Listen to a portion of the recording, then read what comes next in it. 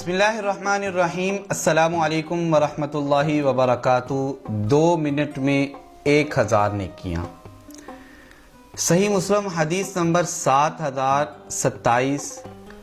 رسول اللہ صلی اللہ علیہ وآلہ وسلم اپنے صحابہ کرام میں تشریف فرماتے، آپ صلی اللہ علیہ وسلم نے فرمایا کیا آپ ایک دن میں 1000 نیکیاں کمانے سے عاجز ہیں؟ پاس بیٹھے صحابہ اکرام رضوان اللہ علیہم مجمعین میں سے ایک صحابی رسول نے پوچھا، اے اللہ کے رسول صلی اللہ علیہ وسلم، ہم 1000 نیکیاں کیسے کما سکتے ہیں؟